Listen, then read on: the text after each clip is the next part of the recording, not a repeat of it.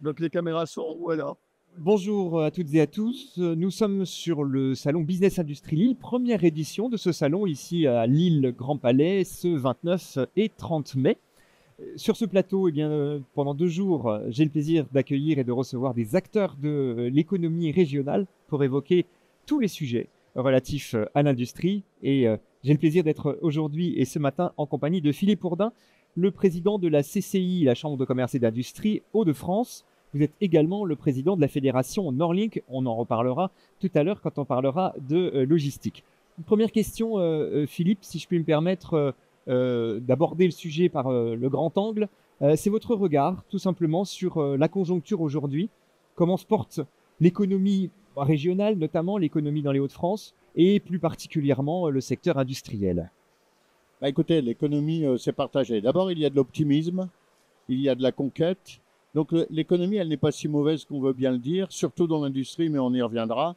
Il y a un secteur qui m'inquiète, un secteur sur lequel on ne travaille jamais assez, c'est le commerce, le petit commerce, le retail, parce que là, on a des changements de comportement, on a une transformation complète du commerce, on a un changement de consommation et des consommateurs.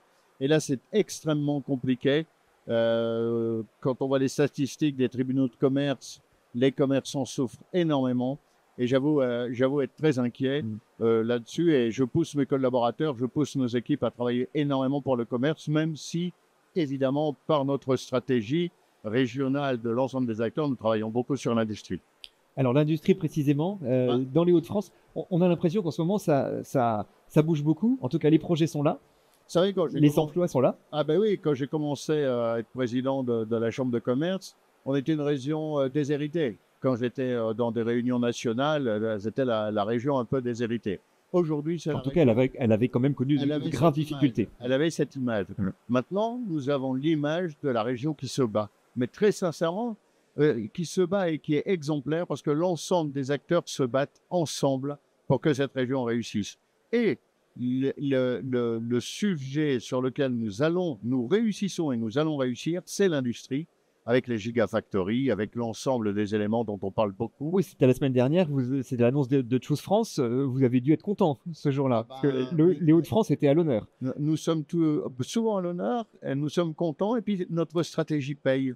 Cette union des acteurs, le fait d'être tous ensemble, le fait d'être des combattants quelque part des Hauts-de-France tous, que ce soit le préfet de région, le président du conseil régional, les acteurs économiques, l'ensemble des acteurs, l'agence MFI, qui est l'agence d'attractivité du territoire, on se bat vraiment ensemble avec des arguments, avec des points forts qu'on sait vendre, notre emplacement, la spécialité logistique, mais nous y reviendrons.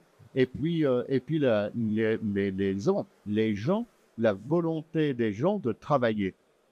La relocalisation, qui est un des grands credos portés par le gouvernement, ça fonctionne. Mais oui, ça fonctionne. Ça fonctionne parce que à partir du moment où les industriels comprennent leur intérêt, il n'y a pas que le prix, il n'y a pas que le coût, il y a aussi une question de souveraineté, il y a une question d'indépendance. On a bien vu ce qui s'est passé lors de la crise du Covid, on voit bien ce qui se passe lors des conflits géopolitiques. Eh bien, il faut absolument tout faire en interne, faire le maximum en interne. Et là, vraiment, il y a un grand changement de comportement des industriels et ils sont aidés par tous les dispositifs existants. Ce qui aide aussi au développement industriel, c'est les grands projets, notamment les grands projets d'infrastructure. On va évoquer bien sûr, il y aura un plateau télé qui lui sera dédié, le canal Seine-Nord-Europe.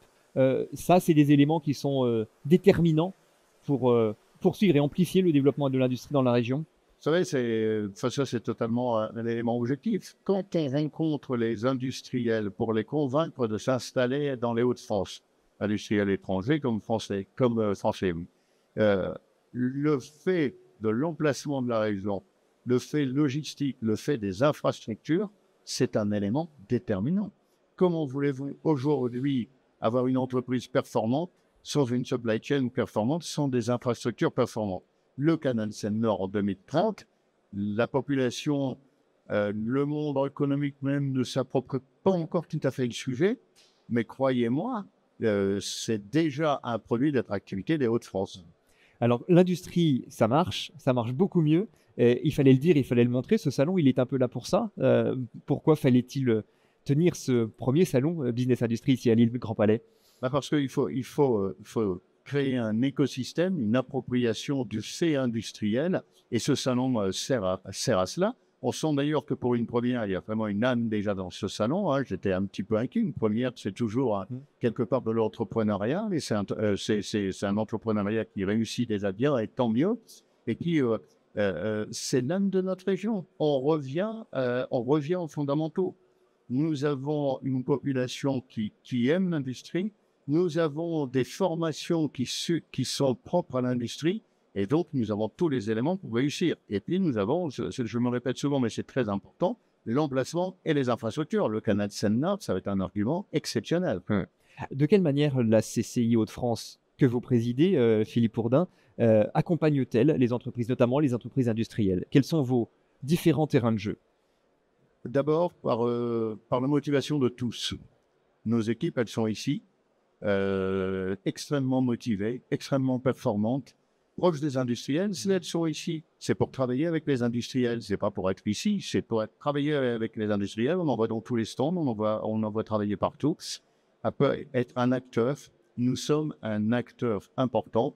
Pas un industriel ne vient sur les Hauts-de-France sans avoir rencontré des membres de la CCI, quels qu'ils soient. Et puis en étant aussi, en montant des systèmes. CCI Business, le responsable de CCI Business est parmi nous. Nous aurons un plateau qui est consacré à CCI Business. C'est effectivement un outil particulièrement performant pour fédérer, créer des communautés. Tout à fait. On a créé ça pour le canal Seine-Nord. Ça marche tellement bien. 700 sociétés travaillent avec CCI Business. Des PME des Hauts-de-France et industriels des Hauts-de-France de 40 personnes ont pu avoir des marchés sur le canal Seine-Nord grâce à CCI Business. Donc c'est vraiment une culture. On a Nucléi. Nucléi, c'est le même système, mais dédié au nucléaire. Donc vous voyez, on a vraiment un savoir-faire, une culture qu'on utilise à fond pour développer l'industrie en général. Savoir mettre les gens en relation, en lien, créer du réseau, c'est dans l'ADN des CCI, ça. C'est dans l'ADN des CCI, c'est dans l'ADN des acteurs des Hauts-de-France. Et puis, il y a aussi notre entre-gens. Enfin, je veux dire que la CCI, quand un industriel a besoin de quelque sujet que ce soit, nous connaissons tout le monde et on peut l'aider, même pour un logement, même pour l'école de ses enfants. Vous voyez, c'est global. Absolument. C'est global. La relocalisation, on l'évoquait tout à l'heure. Là aussi, la CCI est impliquée. Vous avez déployé un outil, je crois, qui aide sur la relocalisation pour aider les projets à se relocaliser. On travaille avec France Travail. Ouais. Oui, on travaille aussi d'ailleurs beaucoup avec France Travail. Ça aussi, c'est une cause d'ailleurs.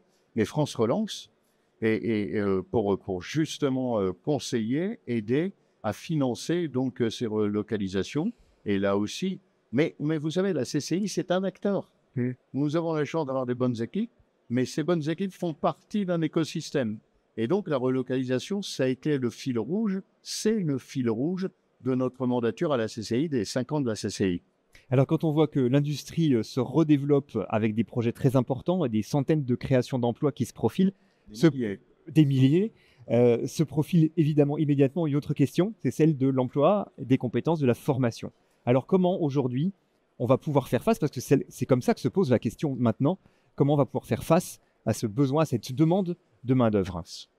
La formation. La formation. Alors, vous savez que les CCI en général et dans les Hauts-de-France en particulier, nous sommes un acteur important de la formation, le deuxième après l'éducation nationale dans les Hauts-de-France. Donc, nous avons créé une marque là-haut.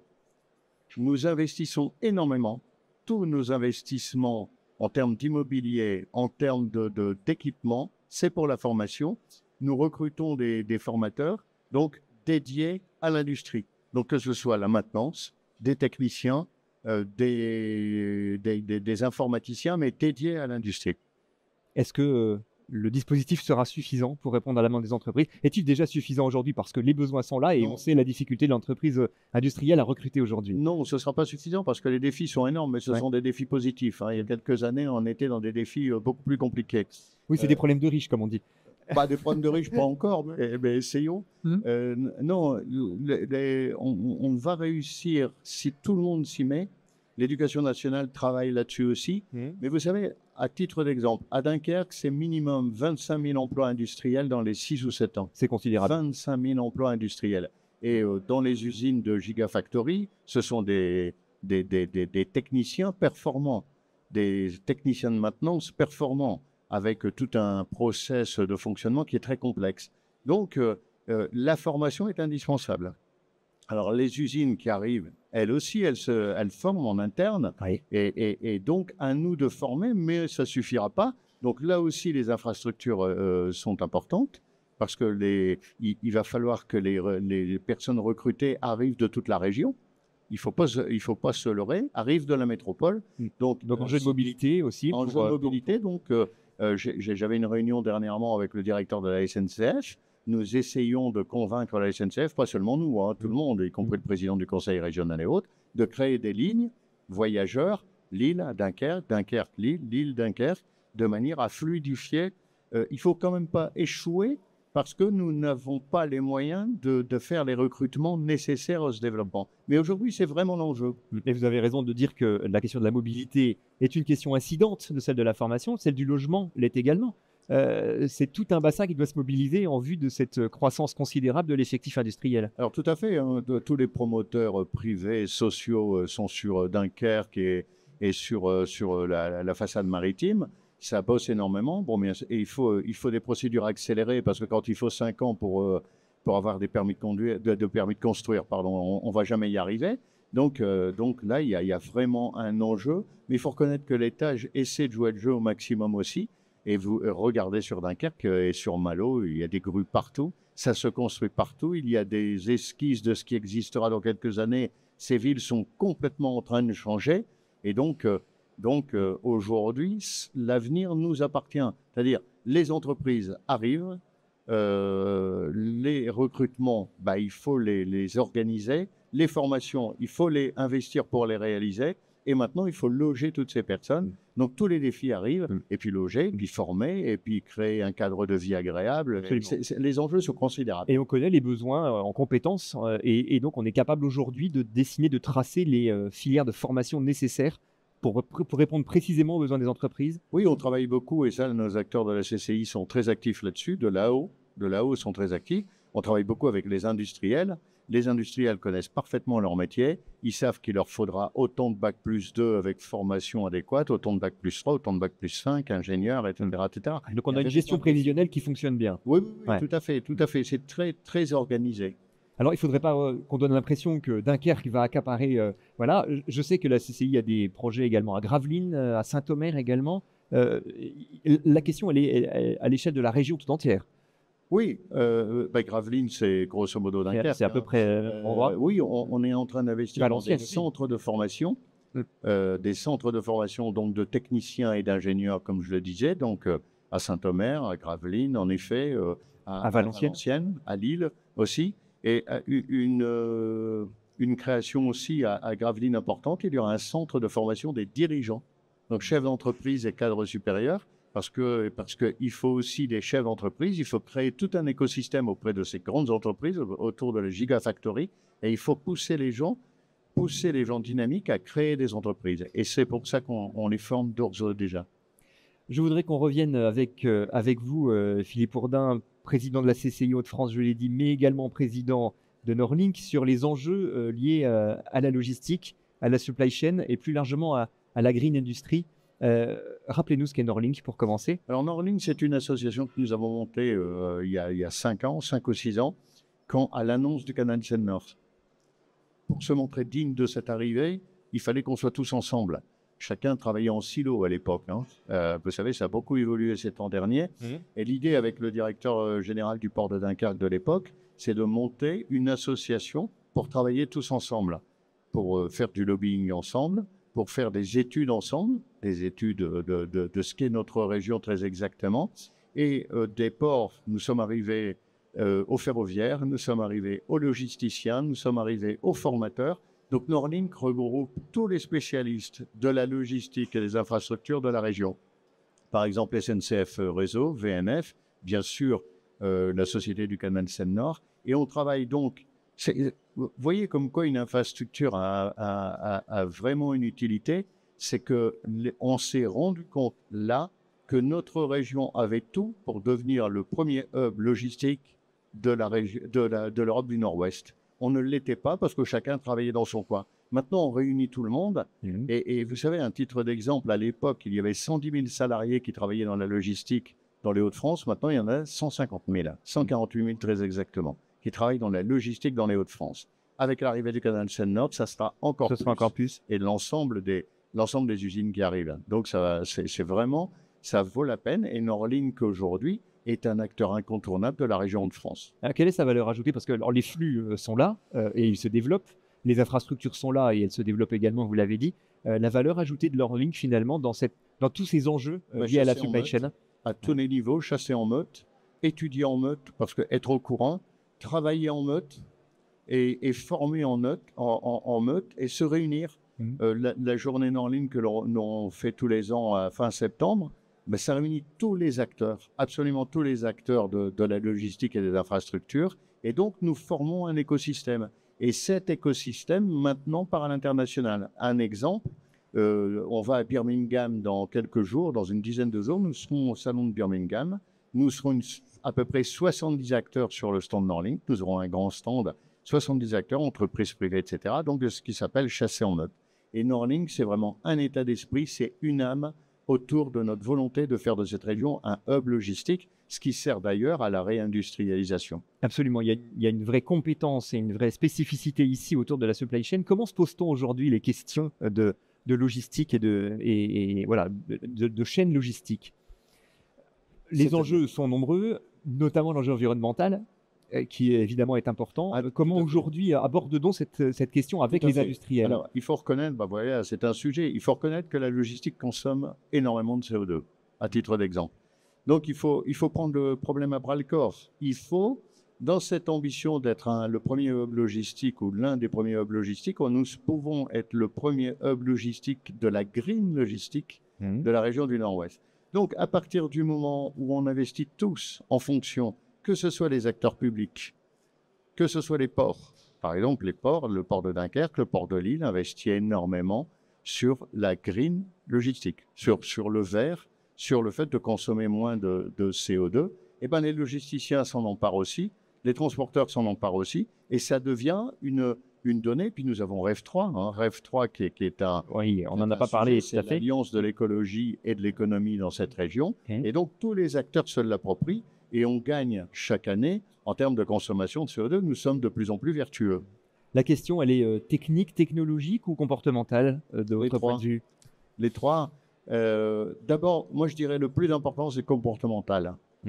Parce que il faut que tous les acteurs, ceux qui investissent, aient comme première idée d'investir dans la green logistique. Je parle de ceux qui investissent dans la logistique, dans la green logistique. Quand vous avez ce comportement, le reste suit. Parce que les industriels ou les chercheurs qui travaillent sur par exemple des barges qui consomment de moins en moins de pétrole, etc., enfin de gasoil, etc., on travaille là-dessus, par exemple.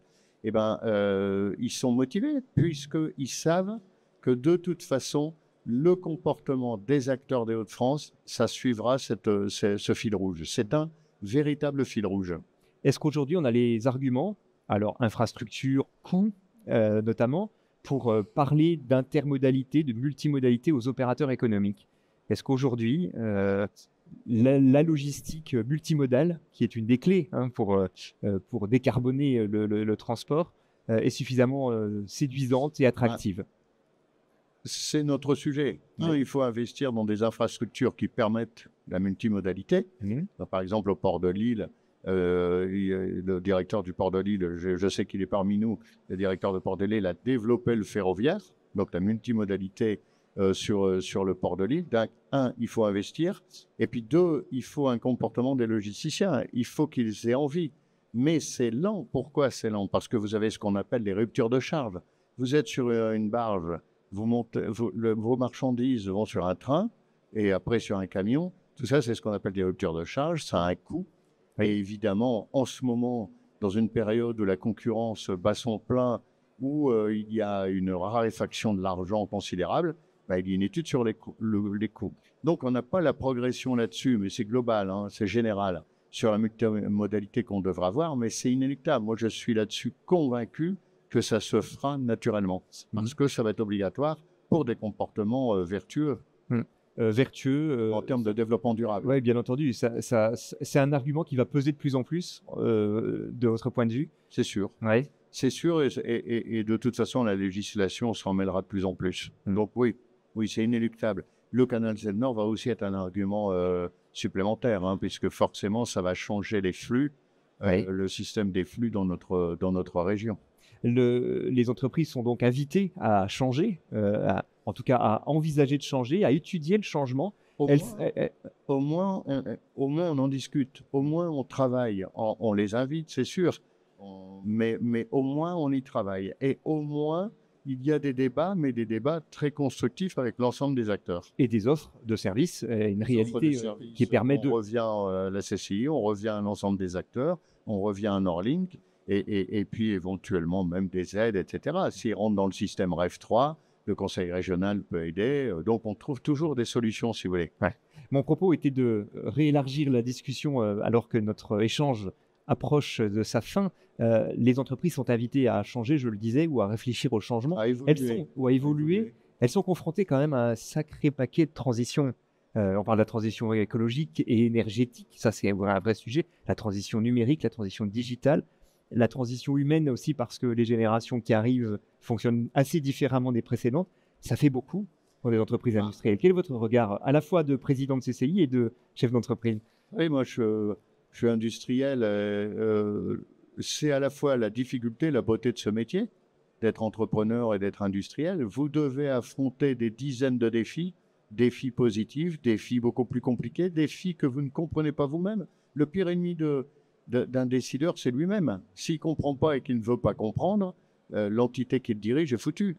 Donc, ce sont des défis, mais il y a aussi des opportunités extraordinaires. Oui. On voit des entreprises qui émergent, dont personne ne parlait il y a 4 ou 5 ans, qui aujourd'hui existent et font des choses fantastiques et qui ont un développement considérable. Donc, soyons optimistes. Le monde change, mais tout le monde n'y perd pas. Mais certains y perdent. Et je reviens au début de notre conversation, le commerce, par exemple, c'est très compliqué. Voilà. Mais l'industrie, et je reviens moi à l'industrie, en revanche, là, elle est en train de gagner la partie, en tout cas, et notamment dans les Hauts-de-France. C'est votre sentiment, en tout cas, clairement aujourd'hui. Le territoire est en train de gagner la partie. Maintenant, tous les industriels ne gagnent pas forcément la partie. Certains industriels ont beaucoup de difficultés à s'adapter, n'ont pas forcément les moyens financiers de le faire, n'ont pas forcément les locaux, n'ont pas forcément les équipes. Parce que les équipes doivent comprendre ces enjeux, doivent être à l'aise dans ces enjeux. Oui. C'est parfois compliqué aussi pour des industriels, mais de toute façon, nous n'avons pas le choix. Le monde va très, très, très vite. Et vous savez, quand je vois ce qu'étaient les chambres de commerce il y a 7 ou 8 ans, est-ce qu'elles sont aujourd'hui? Elles ont bien changé. Elles ont bien changé. Regardez l'administration, elle est obligée de bien changer. Tout le monde doit changer. Même nous, dans nos comportements personnels, nous devons changer. Même s'occuper de ses enfants, ça change. Eh bien, c'est l'enjeu des industriels, c'est l'enjeu des entrepreneurs de l'avenir. Je retiens ce message d'optimisme de Philippe Ourdin, le président de la CCI Hauts-de-France, qui était notre invité sur ce plateau de Business Industrie Lille, le premier salon de l'industrie qui se déroule les 29 et 30 mai à Lille Grand Palais. Merci beaucoup, Philippe Ourdin. Bonne journée et bon salon.